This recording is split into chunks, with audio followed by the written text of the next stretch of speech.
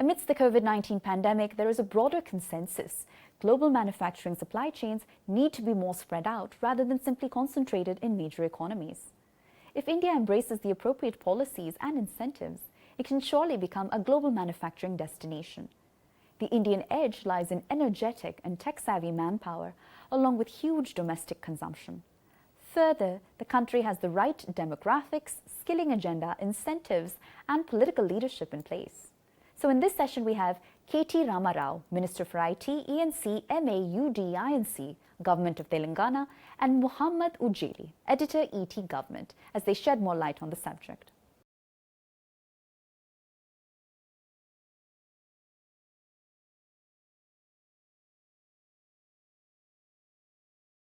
Hello and welcome to ET Global Town Hall, a global business leadership forum curated by Economics Times Business Vertical. In this special fireside chat focused on India Edge, I'm joined by a very young and dynamic leader from Telangana, Mr. K.T. Rama Rao. Mr. KTR is a working president of TRS and Minister for Municipal Administration, Urban Development, Industry, Commerce and Information Technology, Telangana government. First of all, thank you so much, Mr. KTR, for your time. And let me begin with, what is your assessment of the current pandemic? What kind of impact do you see on the state economy? Well, let me tell you, firstly, ever since the first case in our state was reported on the 2nd of March, we've obviously seen a significant impact on economy and the inbound revenues to the state. Much before any other state in India, Telangana had in fact gone ahead and declared a lockdown. And we also made sure we followed a multifaceted strategy so that we take care of the vulnerable sections of the population here. At the same time, we also made sure that the essential services were up and running, like the medical and healthcare sectors, because Telangana continues to remain one of the largest hubs for life sciences, pharmaceuticals, and bulk drugs and biotechnology companies. So therefore, we made sure that the essentials that are required, in terms of industry verticals, have been kept up and running. But on the whole, if you look at it, and agriculture, of course, is a very important sector for us. And we made sure that every single grain that has been produced in the state of Telangana has been procured by the state government itself. So while making sure that nobody suffers, we also have made sure that none of these important sectors are affected. At the same time, our revenues, of course, have dipped in a big way.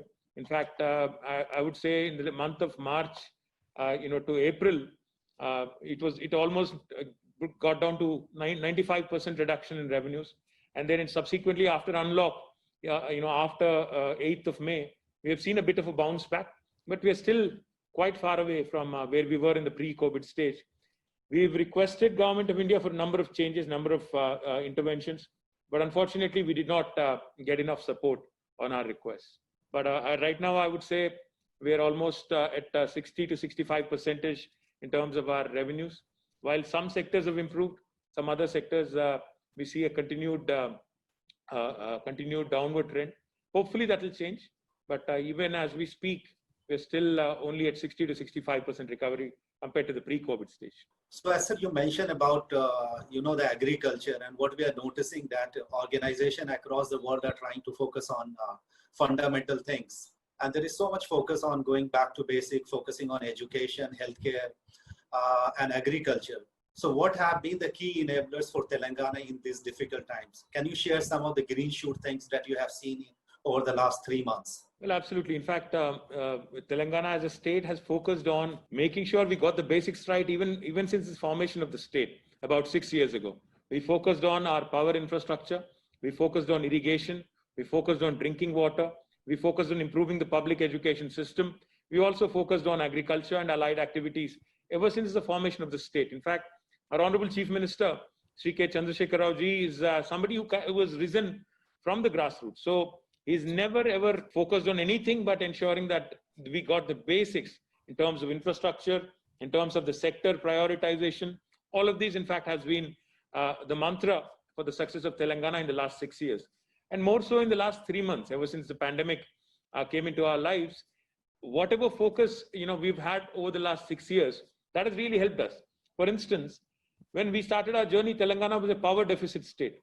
But within 6 months, the Honorable CM has been able to make a fantastic turnaround And today we are a power surplus state, and that has come to our rescue even during this COVID times. Because once the farmers of Telangana have started realizing that they will have adequate power supply, because in Telangana, farming is primarily, even as we speak, predominantly based on power, because a lot of power bore wells have been dug, almost 25 lakh bore wells have been dug by the farmers over the last few decades. So primarily we're dependent on power for agriculture.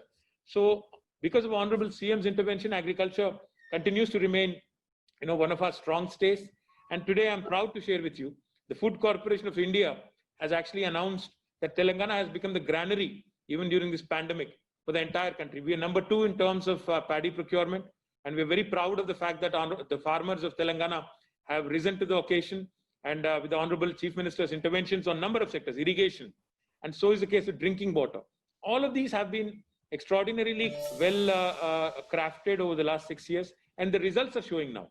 And especially during this pandemic, in fact, even our industrial policy, which is a very, very progressive policy, has been able to attract significant investments in life sciences sector. And today, Telangana's life sciences sector has become, one to look forward to and one to look up to during this pandemic. Important drugs like Remdesivir, Flavipar, all of these are being produced from Telangana by various companies from the private sector. Even the vaccine, if you look at the vaccine development situation in India, out of the 6 large vaccine manufacturers who are attempting to create a vaccine for COVID, 4 of them are headquartered in Telangana and Hyderabad. So that goes to show you all of our efforts in the past are paying off at the right time. And in terms of education, in terms of ensuring that digital classes are offered to all children, we've also been able to accomplish that to a large extent. And even in terms of healthcare, our institutional deliveries have improved, our infant mortality rate has come down, our maternal mortality rate has come down, and we are doing much better than national average on any of the health indicators as well. So all of our Honorable CM's vision and efforts over the last 6 years have paid off. And I do believe that, the way forward also will be quite impactful because of all the interventions of the past. I remember you delivered a very passionate speech in 2016 when Mr. Tim Cook of Apple was there in Hyderabad. And the idea was to actually bring large corporations to the Hyderabad. Few of them are already there. But you tried to basically have their, manufacturing set up in the state. So what kind of policy push state has driven since then, and what value it has brought to the Telangana? If you can just give a latest update on that part. Well, the first and foremost thing I have to mention to you, the first piece of legislation that was drafted in our state by our legislature is called as the TS-IPAS. Now, right. TS-IPAS stands for Telangana State Industrial Project Approval Self-Certification System. This is one of its kind pioneering and benchmarking policies in the country today. In fact, this policy allows for any industrialist and investor to start investing and constructing in their factory on day one without seeking any clearance. Likewise, we promised all timely clearances in 15 days. And if you don't deliver on the 15-day window, on the 16th day, it's a deemed approval. These are interventions. These are, benchmark reforms that have never been seen in our country. And Telangana, as a result of this, has not only been able to attract significant investment, almost nearly 2 lakh crores of investments have come into the state. More than 13 lakh direct employment has been created in about 14 different sectors, which continue to remain a priority for us. More importantly, we've also been able to attract and catch the eye of the world, eye of the globe, literally to speak. Today, if you look at the top 5 most valued tech companies of the world, all 5 of them, without an exception, including the name you mentioned, Apple, have their largest development centers in Hyderabad outside of their headquarters in the United States. And that marquee list includes Amazon, Microsoft, Google, Facebook, and Apple. All 5 of them, without an exception, have their largest base in Hyderabad outside of their headquarters. Likewise, even in other sectors, important sectors, we've been able to attract some significant investments. For instance, in textile sector, we have received interest from Youngwon, which is a large Korean company, which is going to invest about 1,000 crores and set up 8 factories in the state of Telangana, in India's largest textile park at Warangal. Likewise, even in aerospace and defense sectors, we have received significant investments from marquee companies like Lockheed Martin, Sikorsky, Boeing, Airbus. All of these companies have already invested in Telangana, and they continue to remain engaged with us, and they continue to expand. Even in FMCG sector, Procter & Gamble, Johnson & Johnson, all the global names continue to remain engaged in Telangana and continue to expand in this space.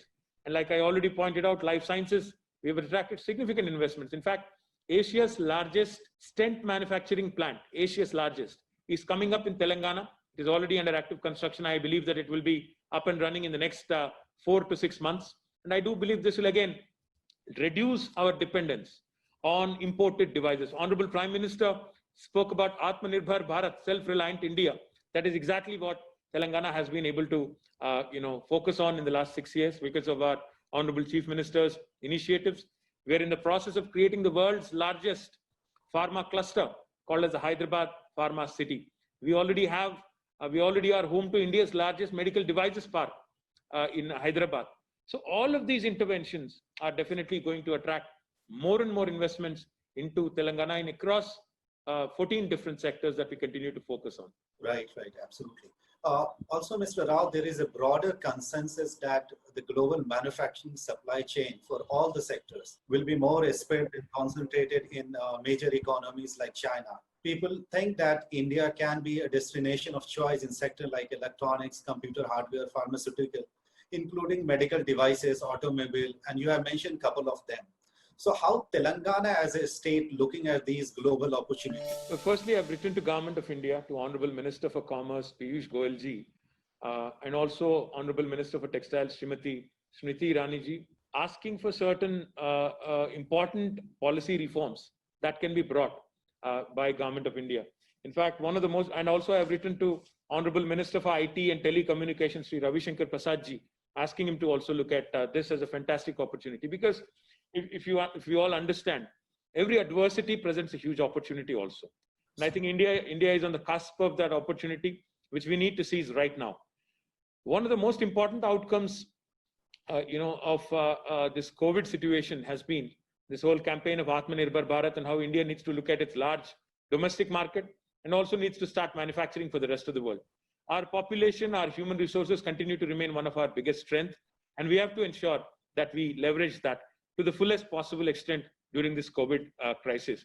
One of the most important things Indian government needs to understand, if we really want to compete and attract manufacturing from other countries like China and Vietnam, we have to think on scale. We cannot be thinking small. We have to have large industrial parks. We have to ensure that these large industrial parks will achieve economies of scale so that we can compete on an even keel with all the large manufacturing countries from across the world. That's the first point I would like to make. Secondly, we also have to ensure that whatever barriers that we have imposed in the form of tariff and duty structures, etc., they need to be relooked at. Because one of the medical devices manufacturers I was interacting with had pointed out very clearly to me. He said, when I asked him, why would you import 78% of India's medical devices from abroad? Why can't we manufacture in our country? He said, sir, it actually is cheaper to import than to manufacture here. Now, those are the things that we need to look at closely, because it's easy to give slogans. It's easy to say make in India. It's easy to say self-reliant India. But the point is, we have to work with a lot of common sense. We have to bring in this element of common sense into our policy making and reforms. Unless we do that, we cannot compete with large manufacturing countries like China, US, and other countries. I've put in a number of requests to Government of India, saying these are all the things we need to do, these are all the things we need to change. For instance, we cannot have only one industrial corridor in the country, DMIC. We need more of those. We need more industrial corridors, between Hyderabad, Bangalore, Chennai, between Hyderabad, Nagpur, between Mumbai, Ahmedabad. See, these are the things. And even on the eastern side of India, we need to leverage our country's inherent strengths, which unfortunately I believe are not being done today. And I do believe and hope that Government of India will start focusing on all these important sectors. For instance, you spoke about electronics. Now, if you really want to make a mark in electronics manufacturing, we need the presence of some semiconductor companies in India. Unfortunately, there's not even one single chip maker in India, even as we speak. There's not a single fab in India as we speak. So therefore, these are the sectors where Government of India really needs to look, introspect closely, and come out with solutions which are long lasting, and come out with ideas, which will put India in the league of manufacturing countries for all these opportunities. For textiles, for instance, we only manufacture 4 to 5% of the world's garments today. Whereas a smaller country like Bangladesh manufactures nearly 8%. Sri Lanka is manufacturing nearly 6%. Now, these are all the things that go to show you that India still needs to do a lot more than just to aspire. We need policy interventions. We need many more practical ideas to ensure that our workforce is provided employment both in the rural and urban settings. I think you rightly mentioned about there is a lot of slogan happening, and then there were focus on the tariff and all policy intervention also. But why we have not been able to set up even a single fab in India, despite the fact that in last 10 to 15 years there is a lot of effort being made. I mean, a lot of trade were made to China and Taiwan, but we have not been able to do that. Well, I would put it this way. See, India is where China was possibly about 30, 35 years ago. I think in the learning curve, in fact, a lot of times it does help for all of us to learn from others' experience as well. Unfortunately, our governments in India, both state and the center, have not been able to make those policy changes that are extremely practical, from the investor's perspective. Why are we not able to attract a semiconductor fab in India today? I would say it fundamentally boils down to one thing. The government by itself cannot have billions of dollars of investment directly from its side. We understand that governments have priorities. We have to look at social welfare. We have to also balance development. So government by itself cannot do it. What is the option then? The option is make it so attractive for industry that they actually can come in and invest these billions of dollars by themselves, but make it attractive for them. But make sure they're also accountable. We cannot have them unaccountable. When they invest, and only when they invest, they should get the incentives back. Unfortunately, our policy so far along allows for investors who have not really, lived up to their promise, yet also get away with lots of nefarious activities. So we need to find that right balance, and this is the right time and the perfect time to actually accomplish that. Government of India needs to talk to the states more, because while the policy is driven from the top, the execution has to happen at the ground level. The planning can be centralized, but the execution and the implementation has to be decentralized to the maximum extent possible. Unfortunately, that's not happening in India today, and I hope that will change, and I hope Government of India will listen to progressive states like Telangana. Right. Mr. Rao, we are also noticing that, across the country, there is a lot of concentration of people around big cities like Delhi, Mumbai, Hyderabad. Do you feel we need to move to places like smaller places, tier 2 cities like Warangal, Khammam, or Karimnagar, for example, in Telangana, and try to bring these cities at par with our top cities? So in Telangana, are there any policy initiative schemes you have taken? Absolutely. In fact, before I go answer your question directly, let me say two things which I think are extremely important. In a country like India, urbanization and suburbanization are a continuous phenomenon. Why does it happen? It happens only because in search of better livelihood opportunities, in search of better healthcare opportunities. Why do people migrate? In search of better educational opportunities. We need to understand this issue at the grassroots level. When we've understood that there is a reason why people move, then we would obviously appreciate that, by way of schemes like the Rurban scheme, the rural urban scheme that Government of India mooted a while ago, and by way of improving our educational and healthcare facilities in our towns and smaller towns and also villages, we'll be able to contain it to an extent.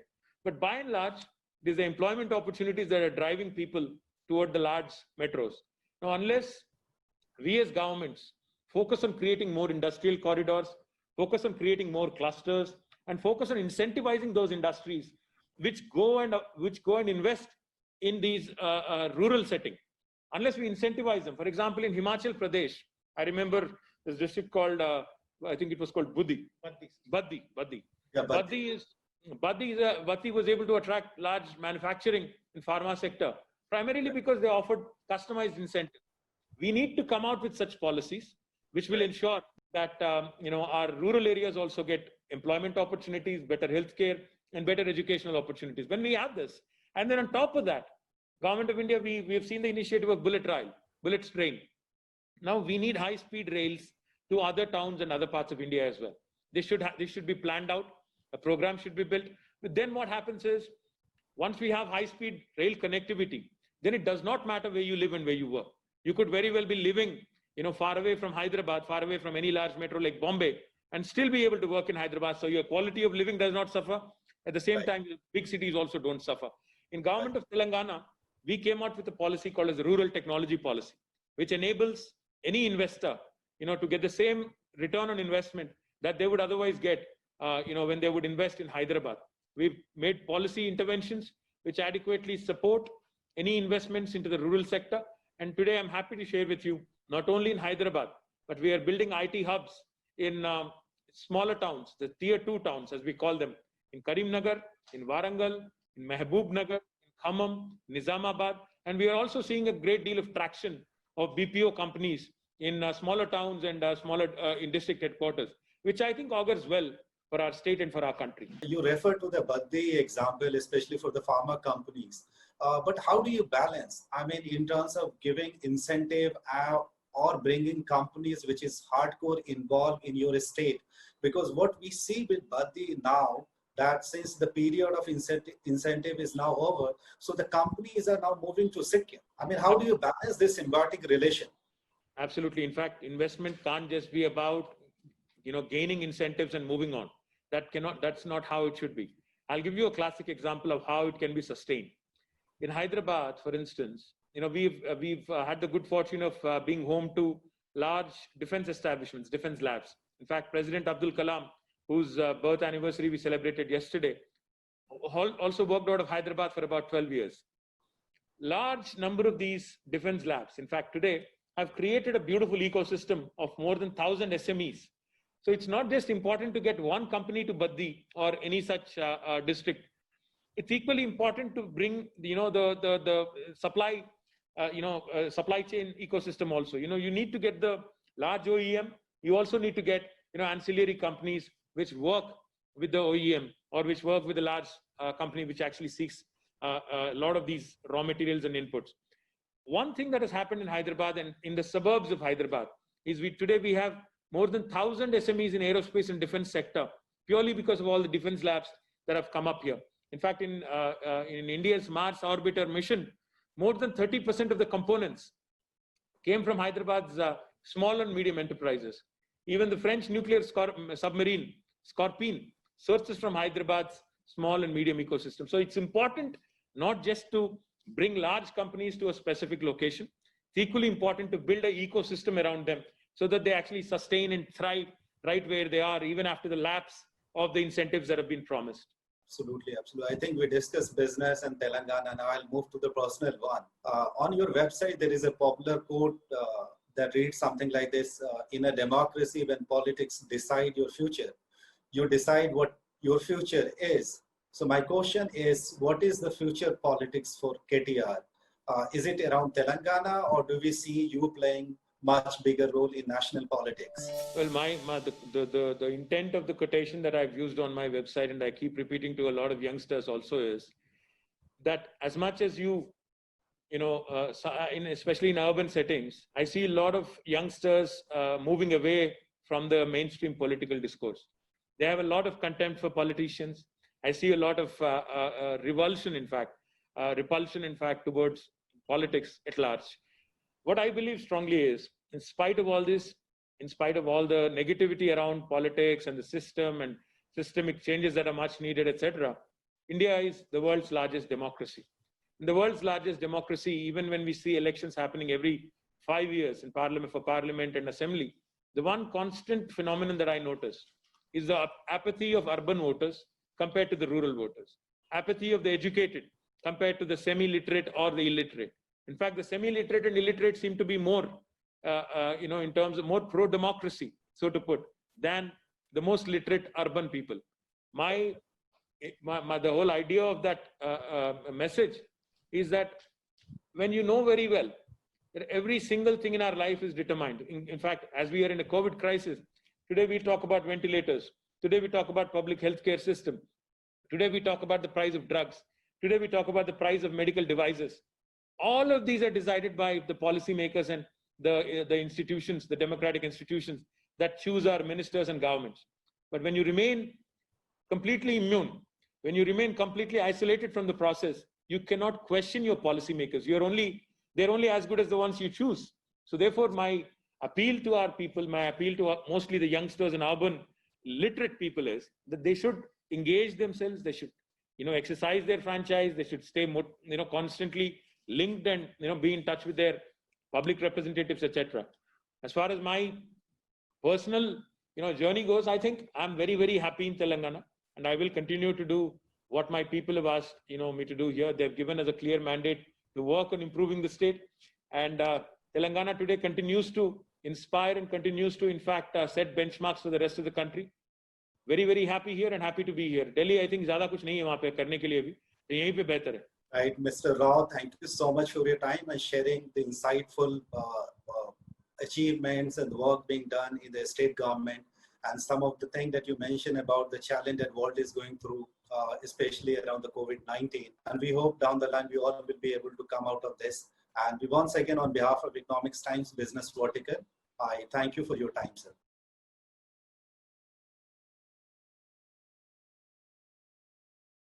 The transition to the post-COVID-19 era is bringing to bear a series of challenges and opportunities, even as the core economic pillars, digitization, automation, Industry 4.0, demand for the basics, and supply chain and geopolitical stances are all revamped entirely.